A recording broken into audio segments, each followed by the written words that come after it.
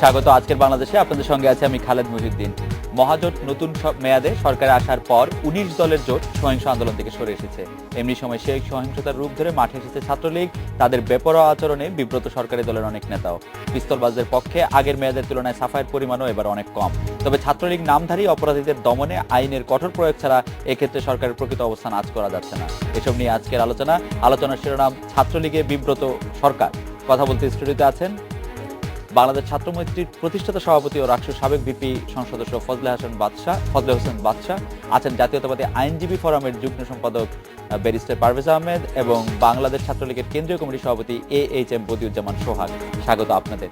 এছাড়া আমরা রাজশাহী থেকে সরাসরি কথা বলবো ডক্টর মাসুদুল হাসান মুক্তা, সহযোগী অধ্যাপক প্রাণ রসায়ন অনুপ্রাণ বিজ্ঞান বিভাগ, রাজশাহী বিশ্ববিদ্যালয় থেকে।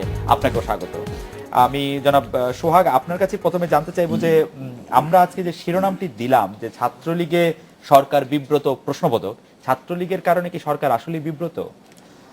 না, দেখুন, এই যে ঘটনাগুলো ঘটেছে এটি নিয়ে আসলে বিব্রত হওয়ার কিছু নেই। আমি মনে করি যে ঘটনা ঘটেছে সেই ঘটনার আইনানুগভাবে বিচার হবে এবং বিচার হলে সেখানে যেই দায়ী হোক, আমাদের কেউ দায়ী হতেই পারে, আমরা বিশ্বাস করি যে তার বিচার হবে এবং এই ঘটনার পিছনেও যারা রয়েছে সে রহস্য উদ্ঘাটিত হবে এবং সকলেরই বিচার হবে এবং বিশ্ববিদ্যালয় অবিলম্বে খুলে দেওয়া হবে, বিশ্ববিদ্যালয়ের শিক্ষার্থীরা শিক্ষাঙ্গনে ফিরে যাবে।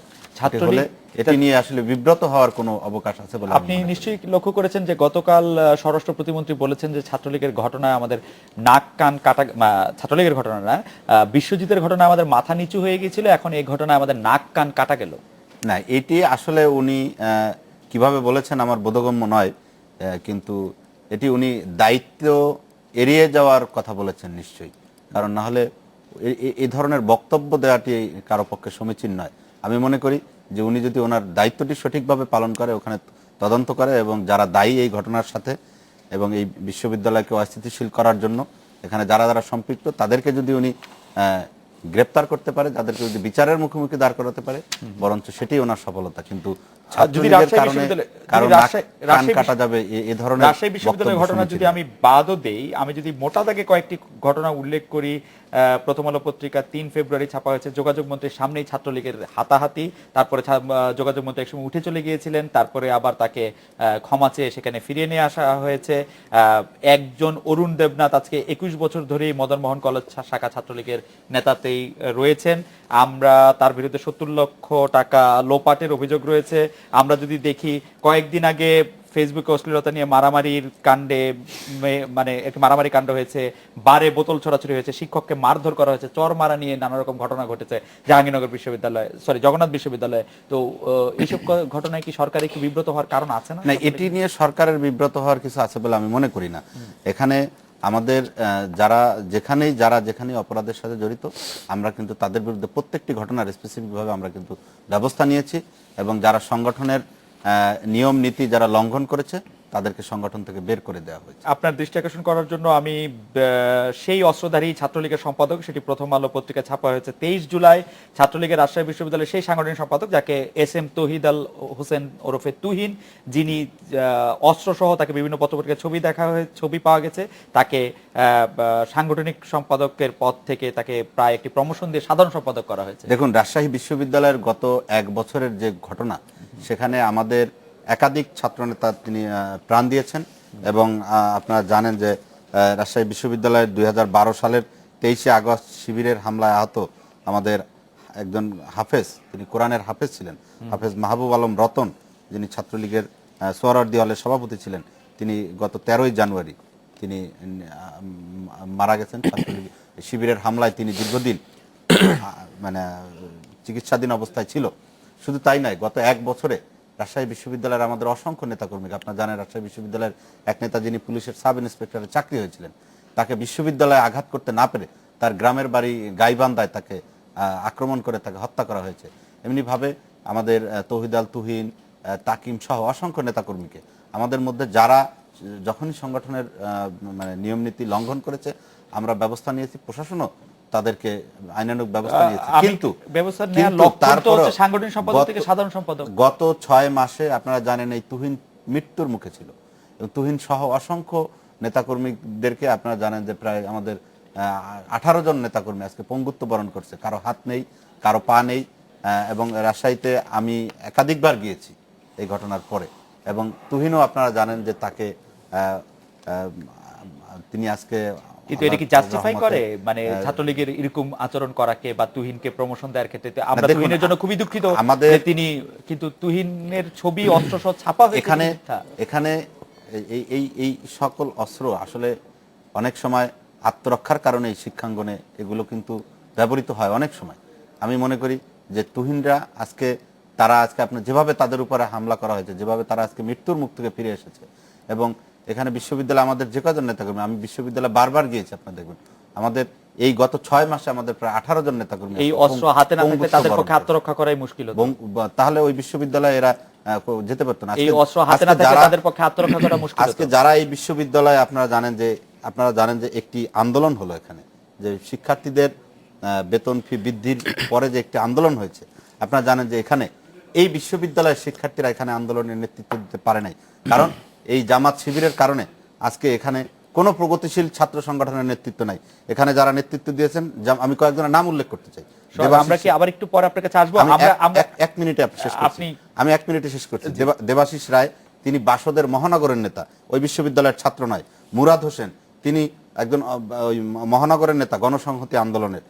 এমনি ভাবে ওখানে রাজশাহী কলেজের নেতারা, যারা এইসব প্রগতিশীল ছাত্র সংগঠনের নেতা, সরল প্রশ্ন, কারণ বিশ্ববিদ্যালয়ে প্রগতিশীল কর্মীদেরকে হত্যা করেছে। আমি একটা সরল প্রশ্ন করি, তারা প্রগতিশীল নেতাদের হত্যা করছে, সেটার জবাব কি সাধারণ ছাত্ররা অস্ত্র হাতে করে দিবে? না, সেটা আইন কখনোই নিজের হাতে তুলে দেওয়া না। আপনি আত্মরক্ষার অধিকারের কথা বলছিলেন, আইন তারা অস্ত্র হাতে তুলে নেওয়ার অধিকার নেই বিধায় আজকে প্রশাসন এদের বিরুদ্ধে ব্যবস্থা নিচ্ছে এবং নিবে, এটি আমরা বিশ্বাস করি। আপনাকে ধন্যবাদ। আমি এই বিশ্ববিদ্যালয়ে যা ঘটেছে গত 1 বছরে, সেটিও আমাদের চিন্তা করতে হবে, এবং এই আন্দোলনকে ঘিরে কি হয়েছে সেটিও আপনাদেরকে আমি বিস্তারিত আমি জবাব দিতে পারবো, কারণ এই আন্দোলনের শুরু থেকে শেষ পর্যন্ত কতটুকু ইনভলভমেন্ট সেটি আমরা পরিষ্কার ভাষা আপনাদেরকে বলবো। আমি একটু বেরিসা পারভেজ আপনার কাছে আসি, যে বেরিসা পারভেজ, গত 2-3 দিন ধরে রাজশাহী বিশ্ববিদ্যালয়ে যে ঘটনাগুলি ঘটেছে, তার আগে আমি নিজেও রাজশাহী বিশ্ববিদ্যালয়ে গিয়েছি। রাজশাহী বিশ্ববিদ্যালয়ে কিন্তু কার্যত একটি জামাত শিবিরের অভয়ারণ্য পরিণত হয়েছে, এবং তারা তাদের বিভিন্ন রকম সন্ত্রাসী কার্যকলাপ কিন্তু সেখানে আছে। আমি কোনোভাবেই ছাত্রলীগের সেটাকে জবাব দেওয়া জাস্টিফাই করছি না। আপনি সেটাকে কিভাবে দেখছেন, যে একটি বিশ্ববিদ্যালয় মোটামুটি ভাবে পরিণত হয়েছে কিছু সংখ্যক অস্ত্রধারীদের হাতে জিম্মি হয়ে পড়েছে? ধন্যবাদ। বা আপনার দল থেকে সেটিকে কিভাবে দেখা হচ্ছে? আপনি যেটা নির্দেশ করলেন, এটা একটা জাস্ট কয়েকটি বাক্য শব্দ চয়ন করে নিজের মতো করে বললেন যে এটা একটা সংগঠনের অভয়ারণ্য পড়েছে। বাংলাদেশ যে কটি বিশ্ববিদ্যালয় বর্তমানে আছে, কোনো বিশ্ববিদ্যালয়ে এরকম নেই যে ইসলামী ছাত্র শিবির সেখানে সংগঠন হিসেবে থাকতে পারবে না, আনলেস তারা কোনো সন্ত্রাসী কর্মকাণ্ডে লিপ্ত না হয়।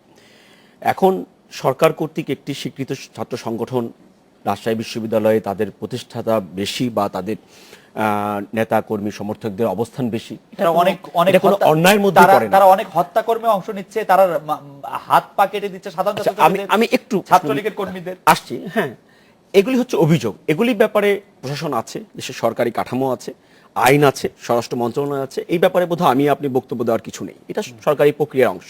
যদি সরকার কোনো কারণে এই ব্যাপারে ব্যবস্থা নিতে ব্যর্থ হয়, তাহলে সরকারের উপরে সেই দায় দায়িত্বটা সম্পূর্ণরূপে পড়ে। আমি শুধু একটি কথা যেতে চাই, সোহাগ মাত্র বললেন যে আত্মরক্ষার কথা বললেন, আমি শুনে শিহরিত বোধ করলাম যে একটা স্বাধীন সভ্য দেশে আপনি, তাও শিক্ষা প্রতিষ্ঠানের মতো জায়গায়, সর্বোচ্চ বিদ্যাপীঠে, আত্মরক্ষার জন্য আপনি অস্ত্র ব্যবহার করছেন এবং নিজে হাতে অস্ত্র তুলে নিয়েছেন, এবং সেটা আপনি প্রতিপক্ষের বিরুদ্ধে ব্যবহার করছেন। সেই ছবি, সেই ভিডিও ফুটেজ আমরা বিভিন্ন গণমাধ্যমে দেখছি, এবং বিভিন্ন পত্রিকায় আমরা প্রতিনিয়ত দেখতে পাচ্ছি।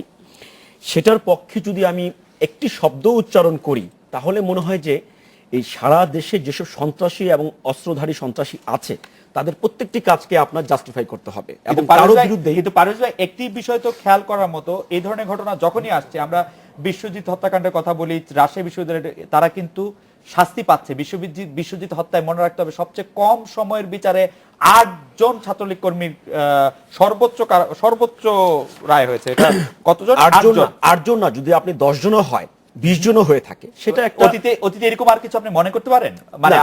আমাদের ইয়েতে কিন্তু এটা প্রথম ঘটনা, আর কিছু আপনি মনে করতে পারেন যে আর কোন সরকারের সময় এরকম ভাবে এবং action নেওয়া ছিল? আমার কাছেও মনে হয় যে এটা আমার কাছেও মনে হয়েছে প্রথম ঘটনাই।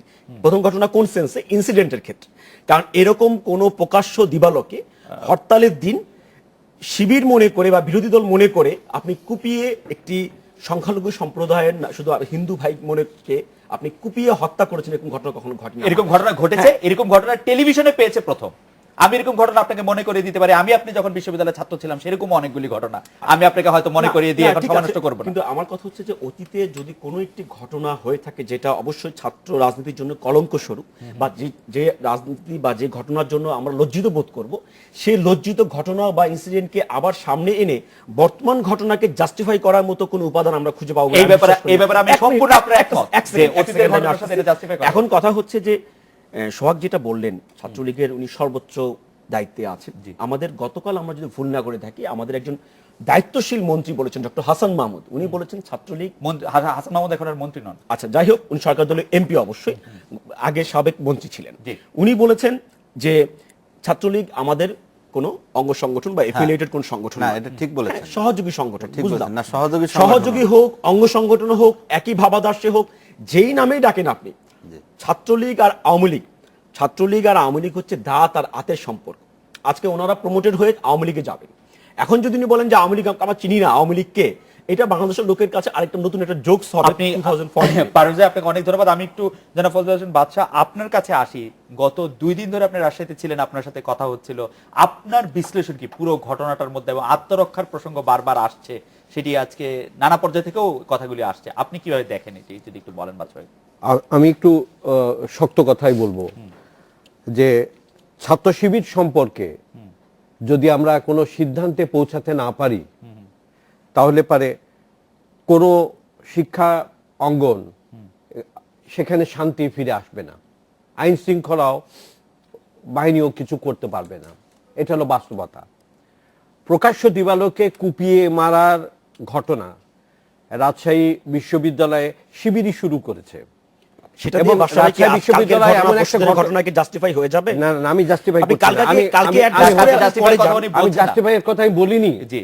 আমি বলি না যে এটাকে, আমি বলেছি একটা সিদ্ধান্ত নিতে হবে। তা না হলে সোহাগ যে কথা বলেছেন সেই রকম একটা কথা উঠে আসতে পারে। সেটা সেই ভ্রান্তি থেকেও আমাদেরকে যদি শিক্ষাঙ্গনগুলোকে রক্ষা করতে হয়, তাহলে একটি সন্ত্রাসী সংগঠন সম্পর্কে আমাদের সিদ্ধান্ত নিতে হবে। রাজশাহী কোনো বিশ্ববিদ্যালয়ের শিক্ষক ছাত্র সংগঠনের দ্বারা হত্যা হয়েছে, এই ঘটনা কি আপনার জানা আছে? রাজশাহী বিশ্ববিদ্যালয়ের ডক্টর তাহের, তাকে ছাত্র শিবিরের সভাপতি নিজে হত্যা করে ম্যানহোলের মধ্যে ঢুকিয়ে দিয়েছে। প্রফেসর ইউনুস যাকে হত্যা করা হয়েছে, তার এই ব্যাপারেও ছাত্র শিবিরের বিরুদ্ধে অভিযোগ আছে।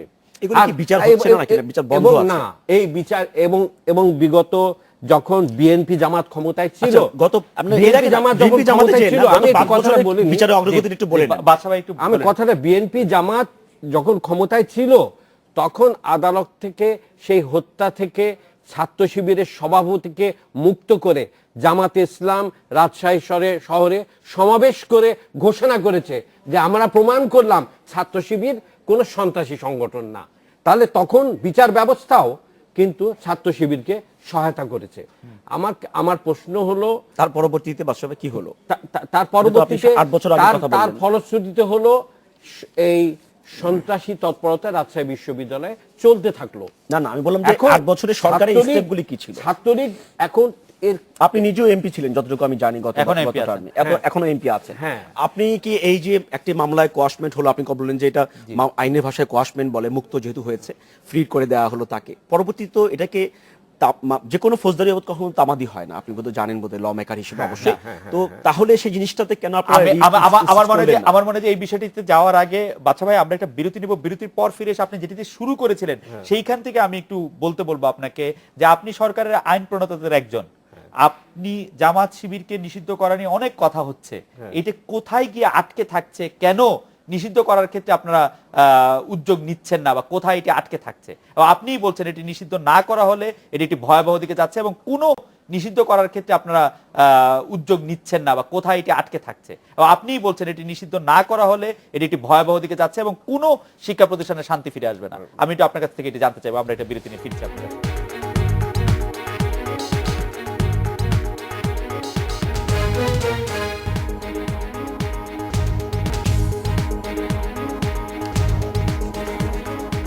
ফিরলাম আজকের বাংলাদেশে। আমি সরকার আইন প্রণেতাদের একজনের কাছে জানতে চেয়েছিলাম যেটি আপনি মনে করছেন যে খুব জরুরি ভিত্তিতে এটি করা দরকার, সেটি করা হচ্ছে না কেন? বাদশা ভাই, আমার মনে শিবির হয় নিষিদ্ধ প্রসঙ্গে আপনি বলছিলেন। আমার মনে হয় যে এটা ভবিষ্যতে বিএনপি উপলব্ধি করবে যে এটা করা দরকার। এটা সে সময় এসে গেছে প্রায়, আমি এতটুকু আমি বলতে পারি। এবং এবার যে বিএনপি যে নির্বাচনে অংশগ্রহণ করতে পারলো না, তার অভিজ্ঞতা থেকেই তাদেরকে এই সিদ্ধান্তে আসতে হবে, জামাতকে ছাড়তে হবে এবং জামাতের পরিণতি কি হবে এটা দেশের জনগণ সিদ্ধান্ত নেবে। আমি অন্য প্রসঙ্গে দুটো কথা বলবো। রাজশাহী বিশ্ববিদ্যালয় নিয়ে এক কথাটা উঠেছে, কিন্তু রাজশাহী বিশ্ববিদ্যালয়ে যে দাবি দেওয়া নিয়ে সাধারণ ছাত্রছাত্রীরা আন্দোলন করছিল, গণতান্ত্রিক ছাত্র সংগঠনগুলোর মধ্যে এমন কোন ছাত্র সংগঠনের নাম বলা যাবে যারা এর সঙ্গে দ্বিমত পোষণ করেছে?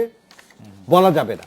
সবাই তারা এ ব্যাপারে একমত ছিল যে এটা নিয়ে আমাদের আন্দোলন করা দরকার। বিশ্ববিদ্যালয়ের কর্তৃপক্ষ সেটা বিবেচনা করার পর্যায়ে গেছিলেন।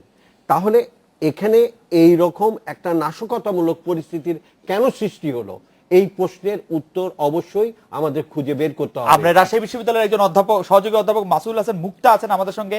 তার কাছে আমি একটু বাদশা ভাইয়ের প্রশ্নটা একটু ছুড়ে দিতে চাই। ডক্টর মাসুদুল হাসান মুক্তা, আপনি একটু বলবেন যে কেন এই অবস্থাটা সৃষ্টি হলো আসলে রাজশাহী বিশ্ববিদ্যালয়, এর পেছনের কারণ, বা আপনি বিষয়টিকে কিভাবে দেখেন, আপনার বিশ্লেষণ একটু শুনতে চাই। ডক্টর মাসুদুল হাসান মুক্তা।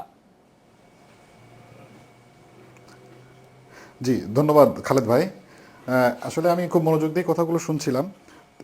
তো গত রোববারের যে ঘটনা, এই ঘটনার আসলে প্রেক্ষিত একটা আছে যে সাধারণ ছাত্র যারা তাদের সান্ধ্যকালীন মাস্টার্স কোর্স এবং এই বর্ধিত ফি প্রত্যাহারের দাবিতে যে আন্দোলনটা শুরু করেছিল, তো সেইখানে তাদের কিন্তু আন্দোলনটা গণতান্ত্রিক প্রক্রিয়াতেই ছিল, এটা সারা জাতি দেখেছে। কিন্তু গত রোববার হঠাৎ করে যে ঘটনাটা ঘটে গেল, এখানে একদল সন্ত্রাসী গ্রুপ তা ওই গণতান্ত্রিক প্রক্রিয়ায় যে আন্দোলনরত ছাত্র তাদের ভিতরে মিশে গিয়ে তাদের ছত্রভঙ্গ করা, গোলাগুলি করা এবং যে একটা অনভিপ্রেত ঘটনা সৃষ্টি করেছে।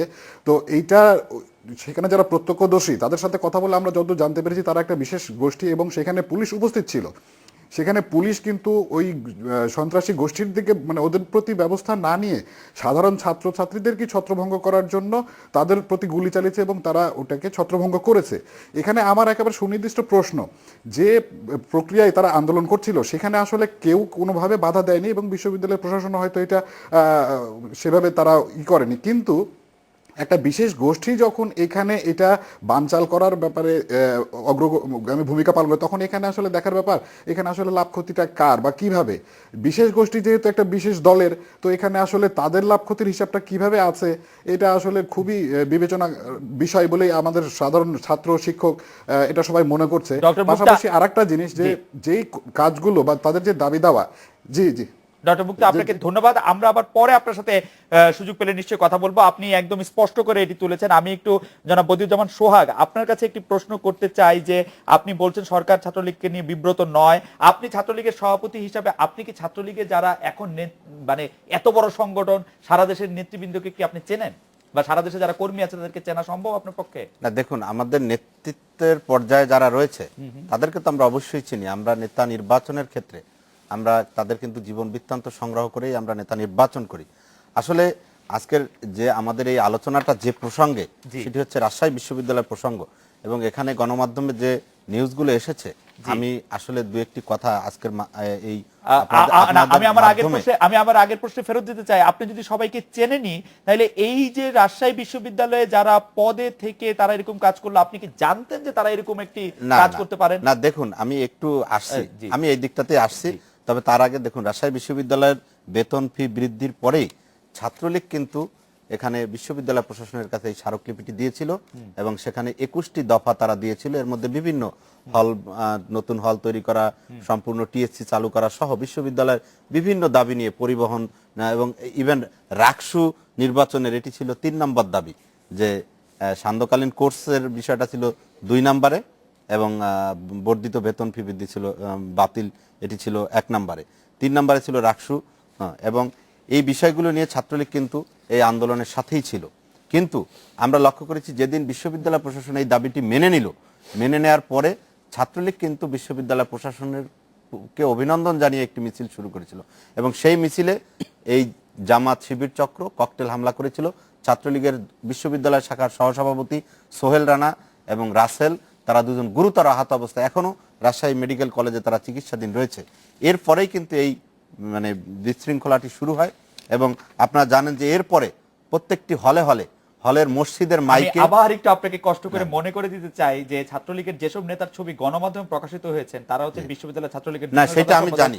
নাসিম আহমেদ এবং সেতু, তাদের মাহবুব রহমান বিরুদ্ধে তো পলাশ, আমরা সাংগঠনিক ব্যবস্থা সম্পাদক নিয়েছি। শামসুজ্জামান ইমন, আল গালিব ও ফয়সাল আহমেদ রুনু, পরিবেশ বিশ্লেষক মুস্তাকিম বিল্লাহ, জি। আগের কমিটির নেতা না, সুদীপ্ত দেখুন, সালাম। আমরা এই ঘটনার জন্য তদন্ত কমিটি করেছি এবং আমরা দুজনকে শাস্তি দিয়েছি এবং আমাদের আরো তদন্ত চলছে। এই ঘটনার পিছনের সমস্ত তথ্য আমরা উদ্ঘাটন করব এবং সেটি প্রশাসনকে দেব। আমি ঘটনার বর্ণনাটা একটু দিতে চাই। ঘটনার বর্ণনা ওই আমি- দিনই প্রত্যেকটি হলে হলের মসজিদে মাইকিং করা হয়েছে যে 6 জন ছাত্র ওই ঘটনায় নিহত হয়েছে এবং সেই ঘটনা বলার পরে এখানের জামাত শিবির পরিকল্পিতভাবে বিশ্ববিদ্যালয়ের সেই জুবিরি ভবনে হামলা করেছে, শিক্ষক সোহাগ, লাউঞ্জে আমি হামলা বিশ্বাস করেছে করি পরিকল্পিতভাবে যাই করা সম্ভব একজন ছাত্রের হাতে অস্ত্র তুলে দেওয়া এবং সম্ভব না। এই সে যদি না ঘটনায়- চায় তার হাতে অস্ত্র তুলে দেওয়া তুলে নেওয়া সম্ভব এবং না। এই ঘটনায় শিবিরের 3 জন নেতা আহত অবস্থায় এখন আছে। সোহাগ, আপনাকে ধন্যবাদ। আমি হ্যাঁ, একটু এবং ব্যারিস্টার পারভেজ আহমেদকে একটি প্রশ্ন তারা করতেই হচ্ছে। ইসলামী ব্যাংকে ব্যারিস্টার- হাসপাতালে চিকিৎসা নিয়েছে, আপনি যাদের প্রশ্ন নাম করার আগে আমার আমি একটু কাছে উত্তর আছে। দিব। না, ব্যারিস্টার পারভেজ, আমার প্রশ্নটি আমাকে করতে দেন যে গত বছর ছাত্রদলের উদ্দেশ্যে বিএনপির ভারপ্রাপ্ত মহাসচিব মির্জা ফখরুল ইসলাম আলমগীর বলেছিলেন 2-1টি বাস বাংলা হবে না, ছাত্রদের কাছে থেকে আমাদের রাজনৈতিক দলগুলির প্রত্যাশা এর চেয়েও বেশি, সেটি নিশ্চয়ই উনি অনুভব করতে চেয়েছেন। আরেকটি জিনিস হচ্ছে সেপ্টেম্বর 11, 2013 প্রথম আলোতে বলেছেন যে ছাত্রলীগের কমিটি যেন আসামিদের আশ্রয়স্থল, সেখানে বুয়েটের ছাত্রী সাবেকুন নাহার সোনি হত্যা মামলার আসামি থেকে শুরু করে 40 ব্যক্তি, অছাত্র, একাধিক নেতাকর্মী হত্যা মামলার আসামিরা কমিটিতে স্থান পেয়েছেন। এই কমিটির রিপোর্ট ছাপা হয়েছে, বিস্তার বিপরীত রিপোর্ট। আপনারা কিভাবে ছাত্রলীগ থেকে পৃথক সেটিও যদি আমাদেরকে একটু বলেন। আচ্ছা, আমরা ছাত্রলীগ থেকে অনেকভাবে পৃথক। একটা হচ্ছে ছাত্রলীগ হচ্ছে বাংলাদেশের সরকারি দল আওয়ামী লীগের অঙ্গ সংগঠন, তারা ক্ষমতায় আছে, আর আমাদের ছাত্রদল হচ্ছে বিরোধী দলের সংগঠন, যারা ক্ষমতায় নেই। সিম্পল কথা হচ্ছে এটা পার্থক্য। এটা হচ্ছে এই মুহূর্তের পার্থক্য। জি। কিন্তু বড় যে পার্থক্য সাংগঠনিকভাবে রয়ে গিয়েছে সেটা হচ্ছে কি, সোহাগ বলার চেষ্টা করলেন ঘটনার মূল ঘটনা কি। আমার যেটা প্রশ্ন, আপনারা যারা গণমাধ্যমে কাজ করেন, আপনি নিজেও বলেন যে আপনি রাজশাহীতে গিয়েছেন, আমার প্রশ্ন হচ্ছে বাংলাদেশের এতগুলি গণমাধ্যম সক্রিয়, প্রিন্ট মিডিয়া আছে, ইলেকট্রনিক মিডিয়া আছে, তারা কেউ ভিতরের খবর বের করতে পারলো না। একমাত্র ছাত্রলীগের সভাপতি ঢাকা থেকে হোক বা ঢাকা থেকে রাজশাহীতে যে হোক তদন্ত করে সঙ্গে সঙ্গে বের করে ফেললো। এটাই হচ্ছে প্রথমে একটা আশ্চর্য ব্যাপার আমাদের। ভিতরের খবর? ওই জন্য বললেন যে আমি ওখানে গিয়েছি, আমি যে এই কথাগুলি জেনে না, আমি এসেছি যাইনি। যে এখানে আসলে জামাত শিবির হামলা করেছে বা বাইরের লোক হামলা করে 6 জন মারা গিয়েছে, গুজব উঠেছে। এই যে কথাগুলি, গল্পগুলি উনি বললেন সাজিয়ে, আমরা সেটা শুনলাম, কিন্তু আমরা এই জাতীয় কাহিনীগুলি কিন্তু আমরা কোথাও গণমাধ্যমে কোথাও প্রকাশিত হতে দেখিনি, নাম্বার 1।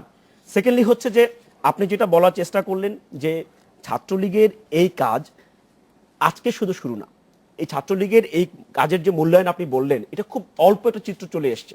আমি যেটা বলতে চাই, বাংলাদেশ ছাত্রলীগ গত 5 বছরে সরকারকে শুধু আজকে বিব্রত করেনি, 5 বছরে তার প্রতিটি কর্মকাণ্ডে সরকারকে বিব্রত করার চেষ্টা করেছে। সেটা নজির আমরা অসংখ্যভাবে দেখেছি।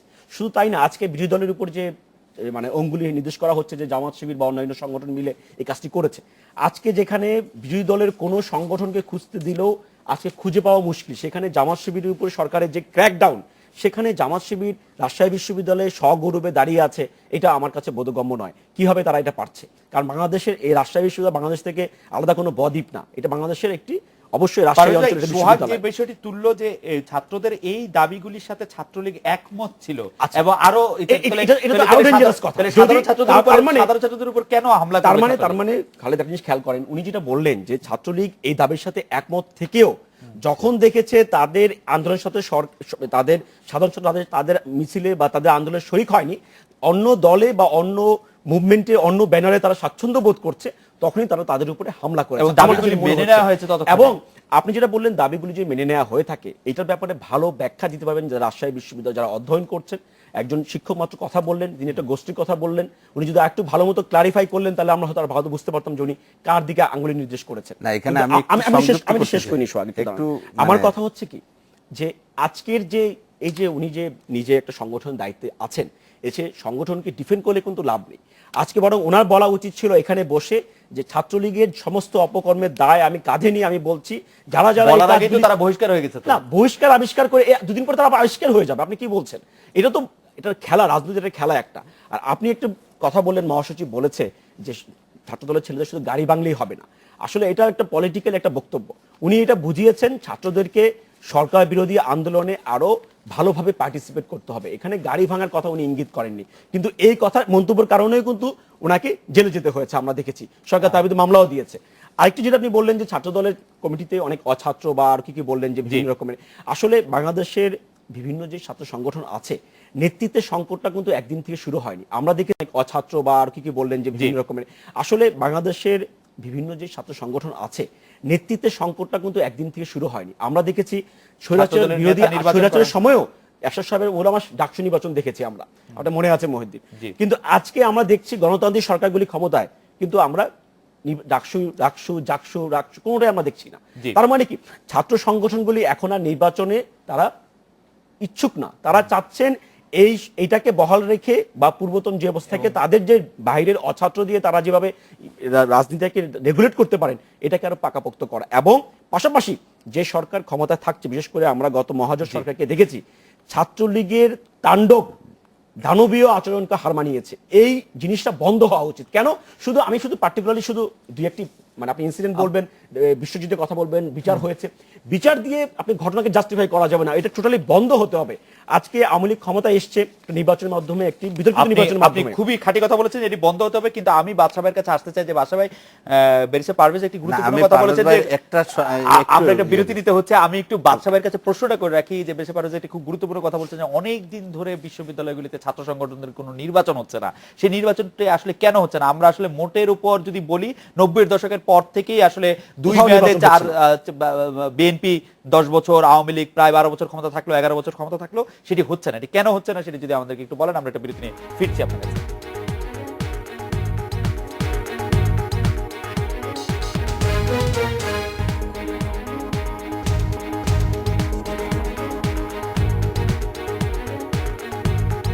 ফিরলাম আজকের বাংলাদেশে। বাদশা ভাই, আপনাকে জানতে চাইছিলাম যে কেন ছাত্র সংগঠনগুলি নির্বাচন দেশে বড় বড় পাবলিক বিশ্ববিদ্যালয়গুলিতে হচ্ছে না অনেকদিন ধরে, এবং এই মুহূর্তে রাজশাহী বিশ্ববিদ্যালয়ের জন্য আসলে কি করা উচিত সংকট মোচনে? আমি মনে করি যে শিক্ষাঙ্গনে যে অস্থিরতা, এটার অবসান হতে পারে কেবলমাত্র শিক্ষাঙ্গনের গণতান্ত্রিক প্রক্রিয়া আবার শুরু করার মধ্যে দিয়ে, এছাড়া এটা বন্ধ হবে না। এবং রাজশাহী বিশ্ববিদ্যালয়ে যে আন্দোলন ছিল আমি মনে করি এটা শান্তিপূর্ণ, গণতান্ত্রিক, এবং আজকের প্রজন্ম যারা রয়েছেন আমি তাদের অনেক ইতিবাচক ভূমিকা আমি লক্ষ্য করেছি, এবং রাজশাহী বিশ্ববিদ্যালয়ে যা ঘটেছে এটা মোটেও খারাপ কিছু ঘটে নাই। কিন্তু এটা কিভাবে এটা মূল জায়গা থেকে সরে গেল, এটাই হলো আমাদের প্রশ্ন। আমি মনে করি যে মানে মোটেও খারাপ কিছু ঘটে না, মানে আন্দোলনটা যেভাবে হয়েছে এটা ভেরি পজিটিভ, ভেরি পজিটিভ। জি। এবং আমি মনে করি যে ছাত্ররা যে শিক্ষার বিভিন্ন সমস্যা নিয়ে চিন্তা করছে এটা একটা ইতিবাচক ঘটনা, এটা আমাদেরকে স্বাগত জানানো উচিত। আমি মনে করি যে ছাত্রলীগ, ছাত্রমৈত্রী থেকে শুরু করে সাধারণ ছাত্ররা, এমনকি ছাত্র ইউনিয়ন, ছাত্র ফেডারেশন, সবাই এই দাবিগুলোর পক্ষে রয়েছেন। আমি অনুরোধ করব দুটো সিদ্ধান্ত আমাদের নিতে হবে। একটা হলো যারা এই আন্দোলনের পক্ষে, এই দাবিগুলোর পক্ষে, তাদেরকে নিয়ে উপাচার্য যেন অনতিবিলম্বে একটা যৌথ সভা করেন এবং এই দাবিগুলো বিবেচনা করেন। তাহলে দেখা যাবে যে পরিস্থিতি স্বাভাবিক হবে এবং সেখানে অনেক তথ্য বেরিয়ে আসবে। আর যে তদন্ত কমিটি গঠিত হয়েছে বিশ্ববিদ্যালয়ে, এই তদন্ত কমিটি যদি কাজ শেষ করে তাহলে কতগুলো সত্য ঘটনা বেরিয়ে আসবে। মসজিদের মাইক কে ব্যবহার করেছে এটা বের করতেই হবে। রাজশাহী বিশ্ববিদ্যালয়ে আমরা ছাত্র ছিলাম, রাজশাহী বিশ্ববিদ্যালয়ে ভিপি ছিলাম, আমরা কোনোদিন শিক্ষকদের বাড়ি আক্রমণ করি নাই। সেই জুবিলি হাউস কারা আক্রমণ করলো, শিক্ষকদের বাড়িকে আক্রমণ করলো, এমনকি উপাচার্যের বাড়িতে ককটেল কারা মারলো, সাধারণ ছাত্ররা ককটেল বহন করে না। আমরা এটা ডাক্তার মাসুদুল হাসান মুক্তার কাছে জানতে চাই। আমাদের ডাক্তার মুক্তা, আপনি একটু বলবেন যে এই বিষয়গুলি আসলে যেটি বাদশা ভাই তুললেন সেই বিষয়গুলি আসলে অ্যাড্রেস করা হবে কিনা বা জরুরি কিনা? ডাক্তার মুক্তা, আপনি কি মনে করেন? জি জি, ধন্যবাদ। আসলে আমি যেটা বলতে চাচ্ছি যে প্রকৃত যে ঘটনা ঘটেছে, বাদশা ভাই বললেন যে এখানে আসলে একটা মানে একটা জড়িত আছে। তো এখানে যেই ব্যাপারটা যে এটা সুষ্ঠু তদন্ত, এটা যদি করতে বা আলোচনা করতেই হতো, তাহলে এই আন্দোলনটা শুরু হয়েছিল হচ্ছে মূল আন্দোলন গত বুধ, বৃহস্পতি এবং শনি, রবিবারে ঘটনাটা ঘটে। তো আলোচনার উদ্দেশ্য যদি থাকতো তাহলে কিন্তু আলোচনা ওর মধ্যে করতে পারতেন। আমার জানা মতে এই সময়ের মধ্যে তাদের সাথে ওইভাবে আন্তরিকভাবে বসা হয়েছে কিনা সেটা আমার জানা নাই। তবে এখানে একটা কথা আমি বলতে চাই, সেটা হচ্ছে যে শিক্ষাঙ্গন একটা পবিত্র জায়গা। এখানে অপরাধীরা অস্ত্র উঁচিয়ে বারবার পার পেয়ে যায়, এবং এই পার পাওয়ার কারণেই আপনার অস্ত্রবাজরা বেপরোয়া হয়ে ওঠে বলে আমি সবসময় মনে করি। আর একটা কথা আমি বলতে চাই, সেটা হচ্ছে বদিউজ্জামান সোহাগ সাহেবের কথা সূত্র ধরে বলি। উনি বললেন এখানে নাকি ছাত্রলীগ যারা, উনি বললেন, ওনার ভাষ্য এটা, যে তারা আত্মরক্ষার কারণে অস্ত্র রাখে কাছে। তো আমি বলতে চাই এখানে যে আরো 30,000 সাধারণ ছাত্রছাত্রী আছে, তারা তাদের আত্মরক্ষা, তাদেরও অধিকার, তারা কি তাদের আত্মরক্ষার জন্য তাদের কাছে অস্ত্র রাখবেন একটা করে? এই ব্যাপারে উনি খুবই কি বলবেন চমৎকার এবং প্রশ্ন সরকার করেছেন, কি বলবে? খুবই এর অর্থ চমৎকার এটাই প্রশ্ন দাঁড়ায় যে করেছেন আসলে ডাক্তার মাসুদুল হাসান। আমি শুধু আরেকটি বিষয়, আপনি খুবই চমৎকার প্রশ্ন করেছেন, আত্মরক্ষার জন্য সাধারণ ছাত্রছাত্রীরা অস্ত্র রাখবে কিনা। আমি শুধু জানতে চাই যে মসজিদে মাইক ব্যবহার করার একটি ঘটনা জনাব বদিউজ্জামান সোহাগ বলেছিলেন, জনাব ফজলে হাসান বাদশাহ বললেন, এরকম কোনো ঘটনা আপনার জানা আছে কিনা? রাজশাহী বিশ্ববিদ্যালয়ে মসজিদের মাইক ব্যবহার এবং শিক্ষকদের বাড়ি আমাদের আক্রমণ। যারা ছাত্রছাত্রী যে এরকম জি জি বলেন। তবে আমি যেটা যেটা যেটা আমরা দেখেছি সেটা হচ্ছে যে অনেক অনেক অনেক ব্যক্তিগত শিক্ষকের ব্যক্তিগত চেম্বার ভাঙচুর হয়েছে, এবং এখানে জুবিলি ভবনে আক্রমণ করা হয়েছে, এবং এরা কে বা কারা সুনির্দিষ্টভাবে ওইভাবে হয়তো বিশ্ববিদ্যালয় প্রশাসন এখন আইডেন্টিফাই করেনি, যার কারণে আমরা সুনির্দিষ্টভাবে বলতে পারি না এটা সাধারণ শিক্ষার্থীরাই করেছে। এই ব্যাপারে আসলে কোনো তদন্ত হয়নি বা সেরকম। তবে এটা আক্রমণ হয়েছে। আর মাইক ব্যবহারের ব্যাপারটা এটা আসলে আমাদের ওইভাবে জানা নাই, কারণ আমরা ওই সময় ক্যাম্পাসে ছিলাম, আমরা মাইকিং এ ঘোষণা শুনি নাই। আপনি মাইকে ঘোষণা আমার করেন নাই? কথাটা আমি শেষ করতে চাই। 2001 সালের জি, 16 আমি ফেব্রুয়ারি ওখানে- এরকম আগেও মাইক ব্যবহার করা হয়েছিল এবং মেহেরচন্ডী গ্রামকে পুড়িয়ে দেওয়া হয়েছে। না, জামাত এবং শিবির যখনই সন্ত্রাস করে তখন তারা মাইক ব্যবহার করে, এবং এর বাংলাদেশের বহু গ্রামে তারা মাইক ব্যবহার করে বহু সহিংসতা ঘটিয়েছে। আমি ওই সেই জায়গায় যাচ্ছি না, এটা বাংলাদেশের মানুষ জানে। মাইক ব্যবহার করে রাজশাহী সন্ত্রাসী, বিশ্ববিদ্যালয়ে মাইক ব্যবহার যে না করে গত সন্ত্রাসীর কয়েকদিন আগে মধ্যে ঘটনাটা পার্থক্যটা কি হয়েছে, আসলে? আমি বাদশা ভাই। সেটাই আমি শুধু বলতে চাই বাদশা ভাই, যে আমি- আলোচনাটা হয়নি তা বলে তা আলোচনার পথ বন্ধ হয়ে যায়নি, এখনো সময় আছে। আমি মনে করি অনতিবিলম্বে আন্দোলনরত সকল ছাত্র সংগঠনের সাথে উপাচার্যের এবং বিশ্ববিদ্যালয় কর্তৃপক্ষের আলোচনা হওয়া উচিত, এবং ছাত্ররা যদি শিক্ষাক্ষেত্রে ছাত্রদের অধিকার প্রতিষ্ঠার জন্য কোনো উদ্যোগ নিতে চায় তাকে স্বাগত জানানো উচিত। এবং আরেকটা প্রশ্ন হচ্ছে যে আজকে সব ছাত্র সংগঠনকে কেন ডাকতে হচ্ছে, কারণ সেখানে নির্বাচিত একটি ছাত্র এবং সংগঠন আপনি নেই। আপনি এটি খুব গুরুত্ব দিয়ে আপনি মনে করেন। আমি একটু জনাব বদিউজ্জামান সোহাগ আপনার কাছে জানতে চাইবো যে রাজশাহী পলিটেকনিক ইনস্টিটিউটের ছাত্রলীগের হামলায়, কথিত হামলায় ছাত্রমৈত্রী নেতা রেজন ইসলাম চৌধুরী সানি নিহত হন 2010 সালে। সানি হত্যাকারীদের বিচার হয়েছে কিনা? না, দেখুন এইটি বিচার হয়েছে। আদালতের বিষয়, এবং সেখানে এই বিচারটি সম্পন্ন হয়েছে কিনা আমি জানি না, তবে সেটিতে ছাত্রলীগের যারা ছিল তারা সেখানে গ্রেপ্তার হয়েছিল। আরেকটি বিষয় হচ্ছে যে আমি পারভেজ ভাইয়ের একটি প্রসঙ্গ তুলে ধরতে চাই। তিনি বলেছেন যে অনেক জায়গায় যে ছাত্র দলের নেতাকর্মীদেরকে খুঁজে পাওয়া যায় না। বিষয়টি হচ্ছে কিন্তু এটি কিন্তু সরকারের কারণে নয়, এটি হচ্ছে আপনাদের এই শিবির তোষণের কারণে। আপনারা ক্ষমতায় থাকতেও যেভাবে জামাত শিবিরকে প্রশ্রয় দেওয়া হয়েছে, রাজশাহী বিশ্ববিদ্যালয় তখনও কিন্তু বিএনপি ক্ষমতায় থাকাকালীন ছাত্র দলের নেতা আমানুল্লাহকে তারা কুপিয়ে হত্যা করেছে এবং তাদেরকে ওই বিশ্ববিদ্যালয় থেকে বের করিয়ে দিয়েছিল। আমাদের একজন দর্শক 1993 সালে মেহরাব, উনি আপনার কাছে একদম স্পেসিফিক একটি প্রশ্ন করেছেন, আপনি যদি 30 সেকেন্ড এর জবাব দেন যে আপনি কি আমাদেরকে কয়েকটি কারণ দেখাতে পারবেন কেন আমাদের ছাত্র রাজনীতি দরকার? অবশ্যই যথা ছাত্র রাজনীতির কারণেই আপনারা জানেন যে এখানে আজকে দরকার কেন? আজকে ছাত্রদের অধিকার নিয়ে এখনো কথা বলার প্রয়োজনীয়তা রয়েছে। ছাত্রলীগ ছাত্রদের অধিকার নিয়ে কি কথা বলে? ছাত্রলীগ ছাত্রদের বেতন ভাতা বৃদ্ধি বলেন, আজকে এই প্রফেশনাল ডিগ্রি বলেন, আজকে বিভিন্ন বিশ্ববিদ্যালয় যখন, বিশেষ করে এই জগন্নাথ বিশ্ববিদ্যালয় সহ বিভিন্ন শিক্ষা প্রতিষ্ঠান যখন বাণিজ্যিক বিশ্ববিদ্যালয়ের মতো আইন প্রণয়ন করা হয়েছিল বিগত সরকারের সময়, সেই সব বিষয় নিয়ে ছাত্র সংগঠনগুলো ছাত্রলীগ তখন তো হামলা করেছিল, আমরা যতটুকু আপনার দেখেছি। কাছে ছাত্রলীগ তখন হামলা করেছিল, আপনার কাছে একই আমি প্রশ্ন, সেখানে ছিলাম। আপনার কাছে একই প্রশ্ন, ছাত্র দলের রাজনীতি আমাদের জন্য কেন দরকার? বুয়েটের আমি একটু শনি সোহাগ, হত্যার আপনার- পরে- আমি প্রথমে একটুখানি ক্লারিফাই করে দেই। এই সোহাগ যেটা বললেন যে জগন্নাথ বিশ্ববিদ্যালয়ে যখন বর্ধিত ফি এবং বাণিজ্যিক বিশ্ববিদ্যালয়ের মতো কিছু ফি আরোপ করা হলো, তখন না, ছাত্ররা আরোপ করা রাস্তায় হয়নি। মাঠে না, এটি না, আরোপ আপনাদের করার প্রক্রিয়া শিক্ষামন্ত্রী জানানো হলো, সিদ্ধান্ত ডক্টর হলো। ওসমান ফারুক হ্যাঁ, সাহেব তিনি পার্লামেন্টে আইন প্রণয়ন করেছিলেন এবং সেই আইন যখন না, আমরা একটু অন্য পরিবর্তনের উদ্যোগ আলোচনা চলে নিয়েছিল যাচ্ছি। আমি তখন সোহাগ, ছাত্ররা সোহাগ, রাস্তায় একটা নেমে সেকেন্ড, এসেছিল বেরিসা এবং পারভেজ, ছাত্রলীগের তার উপরে আলোচনার ছাত্রলীগের কারণে হামলা সেই আছে। আইনটি বেরিসা পরিবর্তন পারভেজ, করা হয়েছে। আমি আপনার কাছে ছাত্রলীগের জানতে চাই, আলোচনার ছাত্র কারণে দলের সেই আইনটি সোহাগ, একটা সেকেন্ড, আমি ছাত্র দলের রাজনীতি আমাদের জন্য এখন কেন দরকার? আমি একটা কি বিরতি পর ফিরে এসে আপনার কাছে আসি? ছাত্র দলের 111 থেকে শুরু ছাত্র করে রাজনীতি বলে ছাত্র দলের রাজনীতি আমাদের জন্য কেন দরকার? ছাত্র দলের রাজনীতি বাংলাদেশের জাতীয়তাবাদী ছাত্র দল হচ্ছে বাংলাদেশ 111 এর পরেও সোহাগ, ছাত্ররাই গণতন্ত্র আপনার কাছে আসি। ছাত্র দলের 111 থেকে রাজনীতি, শুরু ছাত্র করে রাজনীতি বলে ছাত্র দলের রাজনীতি আমাদের জন্য কেন দরকার? ছাত্র দলের রাজনীতি বাংলাদেশের জাতীয়তাবাদী ছাত্র দল হচ্ছে বাংলাদেশ 111 এর পরেও সোহাগ, ছাত্ররাই গণতন্ত্র সোহাগ, মুক্তির আমি জন্য একটু আন্দোলন ছাত্র দলের করেছে। সম্পর্কে জানতে চাচ্ছি। 90 এর পরেও সোহাগ, গণতন্ত্র মুক্তির সোহাগ, জন্য আমি ছাত্র দলের ছাত্ররাই কথা জানতে করেছে। চাচ্ছি। ছাত্র দলের রাজনীতি আমাদের জন্য এখন কেন দরকার? ছাত্র দলের রাজনীতি এই কারণেই দরকার বর্তমান প্রেক্ষাপটে।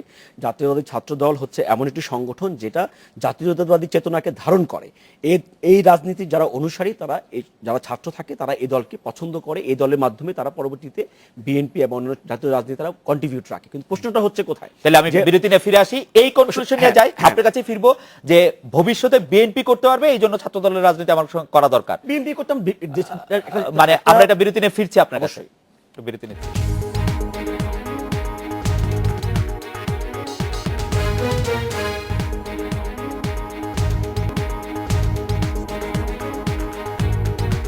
ফিরলাম আজকে বাংলাদেশে। বেরিসা পারভেজ, আপনি আজকের দিনে ছাত্র রাজনীতির প্রয়োজনীয়তা সম্পর্কে কিছু রেকমেন্ডেশনও যদি দেন। হ্যাঁ, আমি একটু 30 সেকেন্ড একটা কথা বলে নিয়ে আগে। সেটা হচ্ছে যে আমার দেশে দেখেন আপনি 90 স্বৈরাচার বিরোধী থেকে আন্দোলন থেকে শুরু করে এই পর্যন্ত প্রতিটি গণতান্ত্রিক আন্দোলন ছাত্রদের একটা বিশাল ভূমিকা ছিল। সুতরাং ছাত্র রাজনীতি নিয়ে আজকে অনেক কথা হচ্ছে, তার খারাপ দিক যেমন আছে, ভালো দিকও আছে। কিন্তু প্রশ্নটি হচ্ছে ছাত্র রাজনীতি বন্ধ করে কিন্তু আপনি সলিউশন করতে পারবেন না। আপনাকে ছাত্র রাজনীতিকে পরিশুদ্ধ করতে হবে। এটাকে আরো বেশি রিফাইন করতে পারেন, এটাকে আরো বেশি ভালো কিছু সুযোগ তৈরি করে দেওয়ার সুযোগ হতে পারে। ভালো যারা মেধাবী ছিল তারা যাতে এখানে আসে, কন্ট্রিবিউট করে, সেই ব্যবস্থা আমরা করে দিতে পারি। কিন্তু এই জন্য পলিটিক্যাল একটা কমিটমেন্ট দরকার, এবং সেই কমিটমেন্ট শুধুমাত্র সরকারি দল একা নিলে হবে না, বিরোধী দল একা নিলে হবে না, এটা ঐক্যমতের ভিত্তিতে নিতে হবে। কিন্তু পাশাপাশি জিনিসটা দরকার সেটা হচ্ছে যে সরকারের যেই আজকের যে সিস্টেমটা, সরকার যারা চিন্তা করছে যে আমরা জাতীয় রাজনীতিতে প্রভাব বিস্তার করার জন্য আমরা যেমন যেভাবে সফল হয়েছি, হয়তো ছাত্র রাজনীতি সফল হওয়ার জন্য ছাত্রলীগের হাতে তারা অস্ত্র তুলে দিয়েছে। এটা কিন্তু নিন্দনীয়। এই জায়গা থেকে আমাদের বের হয়ে আসতে হবে।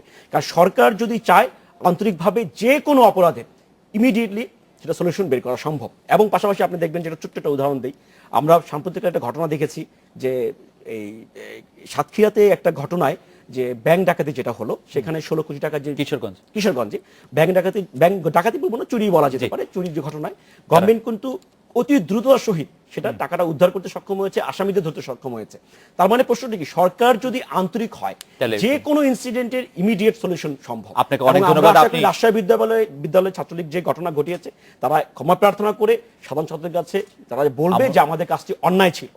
আমার মনে হয় যে বদিউজ্জামান সোহাগ, আপনি যদি আজকের দিনে ছাত্র রাজনীতির প্রয়োজনীয়তা নিয়ে এবং একটি রেকমেন্ডেশন দেন। 40 সেকেন্ড সময় প্লিজ। দেখুন, আমরা দেখেছি যে উন্নত বিশ্বে এখানে আমাদের শিক্ষার্থীরা তাদের শিক্ষা জীবন শেষ করে তাদের ক্যারিয়ারের জন্য তারা লিডারশিপ বিল্ডিং এর জন্য একটা ট্রেনিং নেয়, অনেক জায়গায় দেখেছি আমরা। আজকে বাংলাদেশে এই ছাত্র সংগঠনগুলোই হতে পারে আমাদের এই মেধাবী শিক্ষার্থীদের যে একটা ভবিষ্যৎ, তাদের কর্মজীবনেও প্রত্যেকটি জায়গায় লিডারশিপের প্রয়োজনীয়তা রয়েছে। শুধু রাজনীতিতেই যে লিডারশিপটি থাকবে তা কিন্তু নয়। ছাত্র রাজনীতি করেই যে তারা যে শুধু জাতীয় নেতা হবে সেটি বিষয় নয়। আমরা মনে করি প্রত্যেকটা মানুষের তাদের কর্মজীবনে তাদের একটা লিডারশিপের ট্রেন আপ দরকার, এবং সেটা ভবিষ্যতের নেতৃত্বের জন্য। ভবিষ্যতে তাদের যে প্রফেশনেই যাক না কেন সেখানে তারা সেটি কাজে লাগাবে এবং তারা একজন সমাজ সচেতন দক্ষ নাগরিক হিসেবে তারা নিজেদেরকে গড়ে তুলবে, সেটি হচ্ছে আমাদের প্রত্যাশা। এবং বাচ্চা ভাই, আপনি যদি যেটি আপনি শুরু করেছিলেন সেটি যদি আপনি উপসংহার টানেন। আমি এই প্রসঙ্গে আমি মূল কথাটা আমি বলতে চাই। প্রথমত আমি মনে করি যে ছাত্র রাজনীতির অপরিহার্যতা রয়েছে। এখানে যদি মূল ধারায় যদি বাংলাদেশের ইতিহাসের সাথে সঙ্গতি রেখে যদি ছাত্র রাজনীতি না থাকে, তাহলে এই দেশ আমরা যে লক্ষ্য নিয়ে আমরা মুক্তিযুদ্ধ করেছিলাম, যে লক্ষ্য নিয়ে আমরা স্বাধীনতা যুদ্ধ করেছি, তার থেকে বিচ্যুত হয়ে যেতে পারে। এটা 52 সালের ভাষা আন্দোলন থেকে শুরু করে এ পর্যন্ত যতগুলো আমাদের অর্জন রয়েছে তার মধ্যে একটা দৃষ্টিভঙ্গি ছিল। সেই দৃষ্টিভঙ্গির চর্চা তরুণ প্রজন্মের মধ্যে থাকতে হবে। তা না হলে আজকে শহীদ মিনারে আক্রমণ হচ্ছে, আজকে আমার জাতীয় পতাকাকে অপমান করা হচ্ছে, তাহলে তার মানে আপনি বলতে চাইছেন যে একটি মানে দেশপ্রেমের দৃষ্টিভঙ্গি থেকে দেশপ্রেমের দৃষ্টিভঙ্গি এটা চর্চা হতে হবে। আপনাকে অনেক এবং ধন্যবাদ জানাবো। সেক্ষেত্রে আমি আরেকটা কথা বলবো, যদি দেশপ্রেমের দৃষ্টিভঙ্গি থেকে আমরা নতুন প্রজন্মকে গড়ে তুলতে না পারি, তাহলে এই দেশ আমরা মুক্তিযুদ্ধে মুক্তিযুদ্ধ যে কারণে করেছিলাম সেই লক্ষ্য রেখে জাতিকে নেতৃত্ব গড়ে উঠবে না, এবং লক্ষ্য থেকে আমরা অনেকখানি বিচ্যুত হয়ে যাবো। আজকের অনুষ্ঠানে আসার জন্য আপনাদের তিনজনকে অনেক ধন্যবাদ। এই ছিল আজকের বাংলাদেশে দেখা হবে আগামীকাল এই সময়। শুভরাত্রি।